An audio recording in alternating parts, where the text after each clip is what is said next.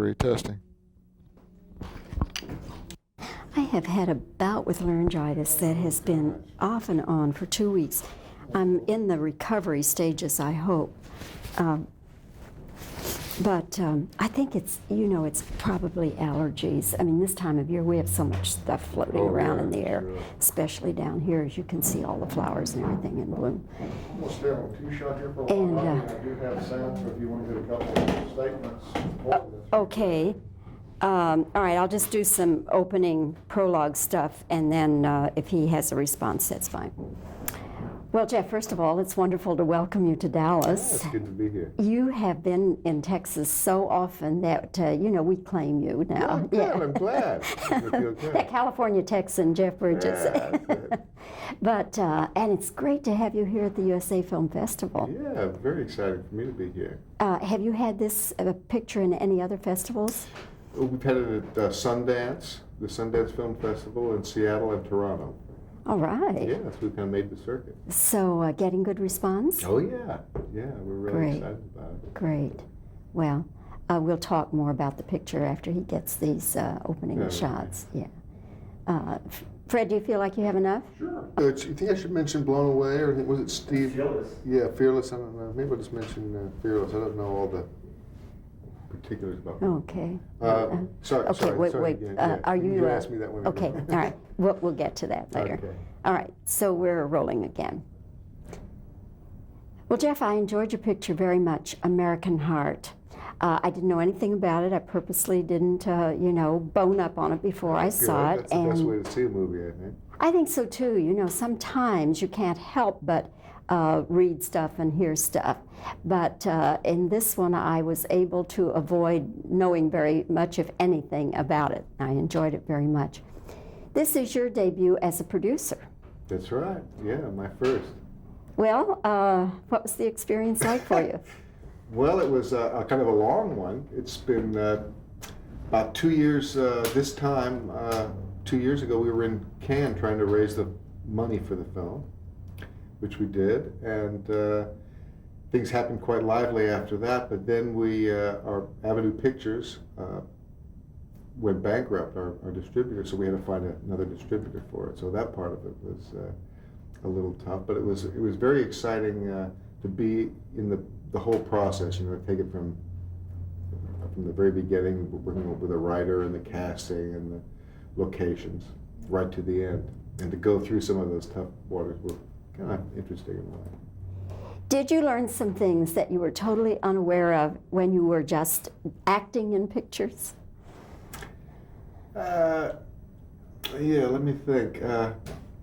Well, usually when you act film, you have a certain amount of input as far as the script and the cast, but not too much. So I got a real education on that part of the pre-production side of it, and then with the acting, that went pretty smooth. Martin Bell, it was his first feature film, the director, and he was very good to work with. I feel real pleased that this is his first film, and I produced it. I really figure that's a feather in my cap, because I think he's a terrific director. We'll be hearing a lot about him in the future.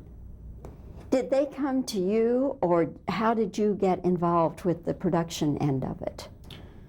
Well, I was accepting scripts for review for my production company, As Is Productions, and this was a film that came from Warner Brothers originally, the script. And it was a completely different version of the film than you see now. We worked on that for about a year, trying to get that script to work, and it wasn't working. So we decided to go all the way back to the original screenplay. That got turned down from various studios, and was actually turned down by the studio that presented me with the project originally. And we went back to that original script, and that turned out to be the little gem that I think what was up on screen today. And then you decided then just to go ahead and sign on as co-producer. Yes, exactly. Well, actually, before that, I was producing when we were working on that other script for about a year. I was producing at that one, thinking that was going to be the script. But then we finally went back, and it turned out that the script that we will finally see up on the screen was the one that Martin Bell, the director, brought to them, years ago. So we went literally 360 degrees back to the original team. And you're glad? Yeah. Okay. Why do you find this character so interesting, and why do you feel, it just seems to me, Jeff, like you've just crawled into his skin. I mean, you just seem so totally immersed in the character. Well, I think one of the things that got me excited about this project in the first place, and being involved with Martin Bell, was that he made a documentary years ago called Streetwise that moved me very much. And it was there was a scene in it between a father and a son, and you could tell that these two people loved each other very much, but they lacked the skills to express their love in any kind of helpful way, really. And I thought that was a very interesting thing to show. Something that you don't see in every day if you look on on the TV or other movies that are out. They don't really address that kind of situation. And yet psychologists tell us that it is very common for fathers and sons, regardless of their economic or socio status, it's very common for them not to be able to communicate. Yes, that's true. That's interesting. Yeah, well, that's a problem for all of us, I think, how we express our love and how we receive it, You grew up in what has always been shown to be a very loving, supportive family, didn't you? Yes, that's true. And we're fortunate to have have a good relationship now as well. Do you think that that might have been part of the attraction of this movie for you, in that it was a side of a family life that is totally foreign to you? Yeah, that might be that might be part of what interested me. I know I'm always interested in portraying different kinds of characters. A loving father, then a father who can't love very well. So that was also a side. But I know that my family has nurtured me and supported me so much, and I appreciate that so much.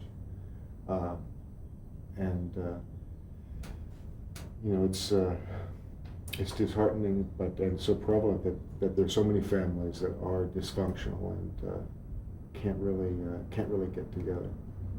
Has parenting been easy or difficult for you? Now you'd think having such great parents that it would be a cinch, but it's been pretty tough. But I think that's part of parenting. It's been the big production.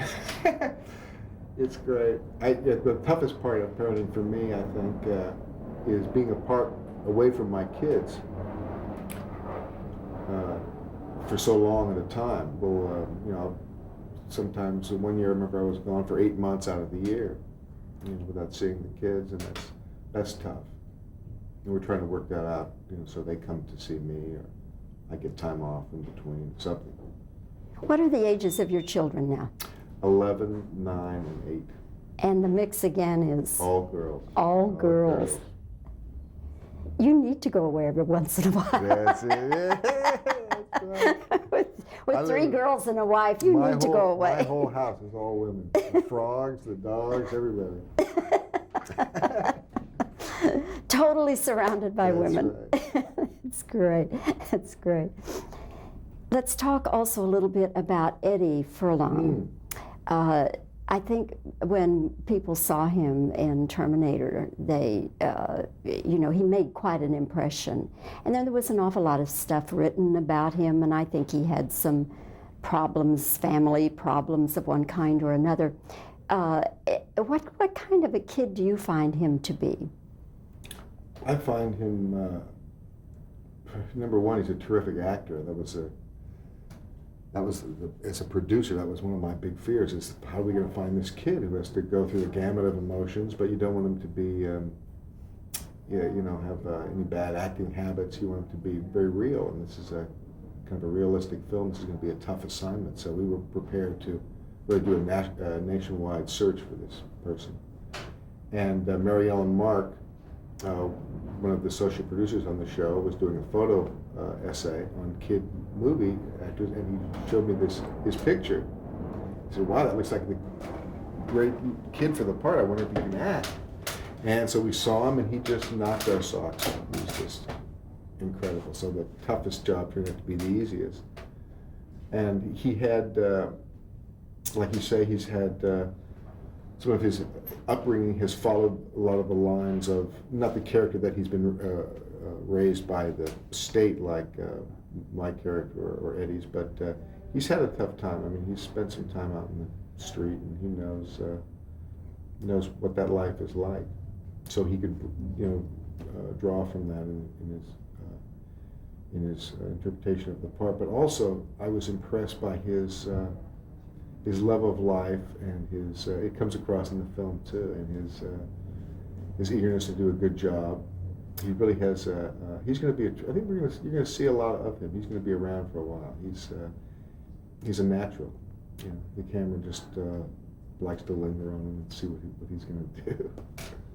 Had he already done Terminator when you saw him? Yeah, he did Terminator, but we hadn't seen Terminator. It hadn't come out yet. So you really didn't have that to go by? No.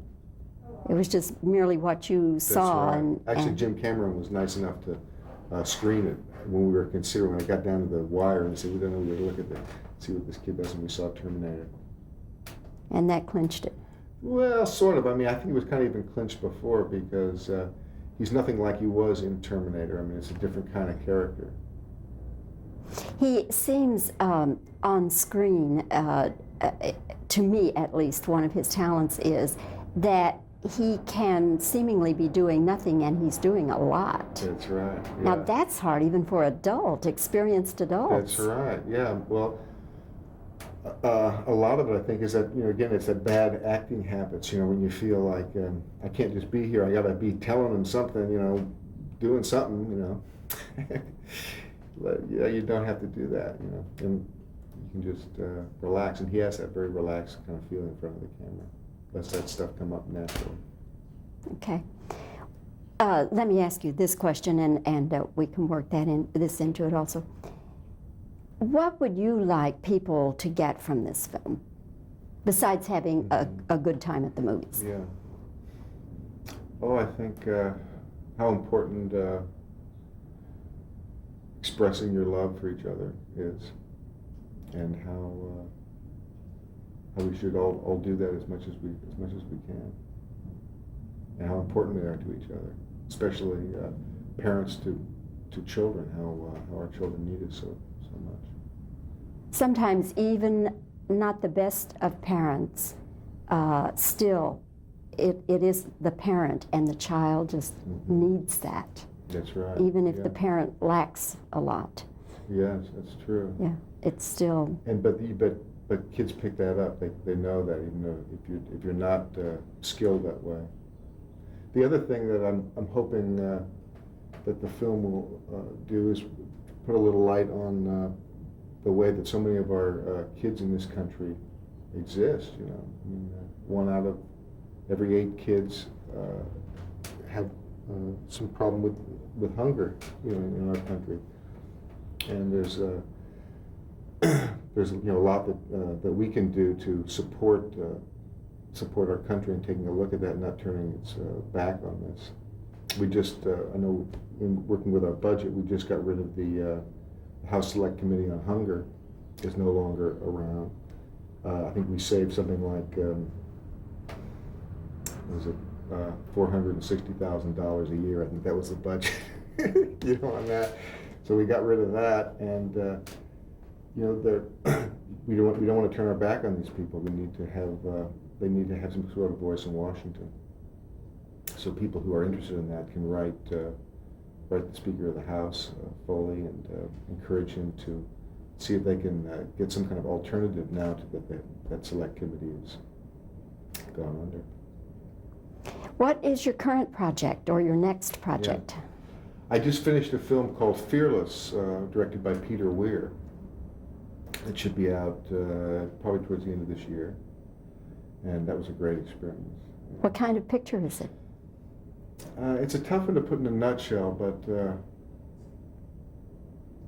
I'd say it's about a fellow who goes through a near-death experience and how that affects his life and the people around him. Jeff, you have really been making some wonderful choices in recent years. It's Fisher King, and then after that you did... I did American Heart, actually. That's when we filmed it. But you have another picture that came out ahead of American Heart. The Vanishing? Yes, The Vanishing, yes. Some very interesting roles, somewhat dark roles, but is this now kind of the direction you're going to go? You mean... Well, meaning that you're not really looking for light, fluffy little things, you're looking for real gutsy roles. No, I'd love to do a nice little light, fluffy thing. If a good one came by. They're hard to find. No, I'm not set in any one type of film. The film that we made here in Texas not too long ago, Texasville, that had some kind of light fun to it. Larry McMurtry, he can write real well. He can, walk that line between tragedy and comedy very well. Okay.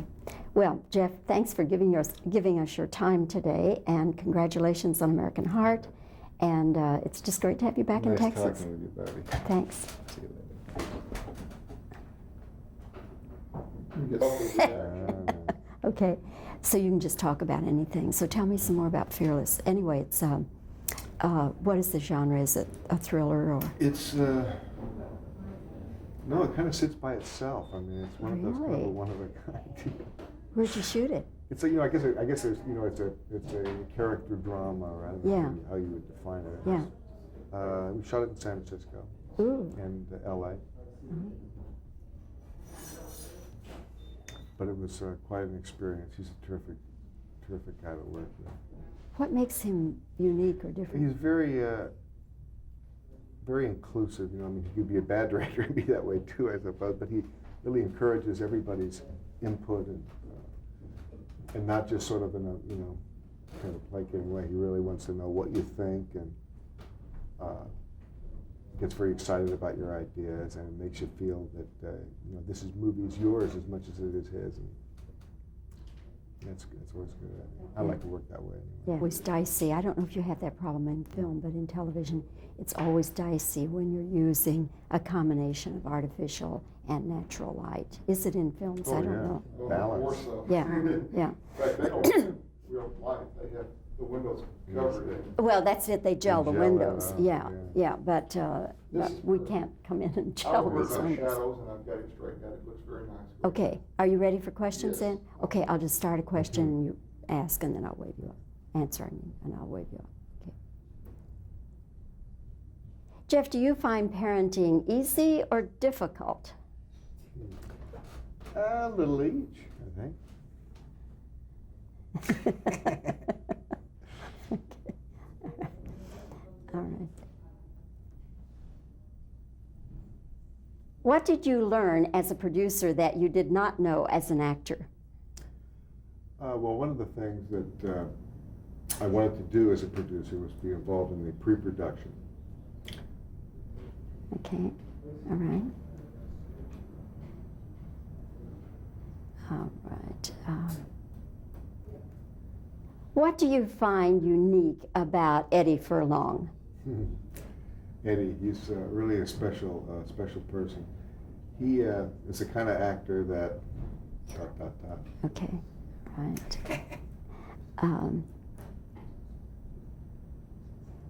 What would you like people to get from this picture? Well, hopefully they'll see the importance of loving each other and how we all need that. Okay. All right. Now, you just talk about anything. Do you want some more reactions or not? Yeah, well, one Okay. question that was real good about his different roles. I don't know. Yes. Oh, thank you. Yeah, I do want to include that. Thank you. Appreciate it. See, where would I be See, without? you're Where would I inclusive. be See, without everybody, this? No, I appreciate that. Your last few films seem to be a little on the dark side. Is this the wait a minute, we've got to. Sorry, quiet on the set, please.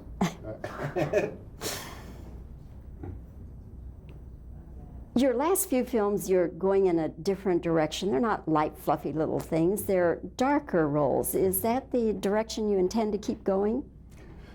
I hope not. It'd be really put me in a hole, I guess, if I kept going that way. Wouldn't it? No, I'm interested in the light, fluffy stuff. Okay. All right, Fred, you think we're covered? All right, very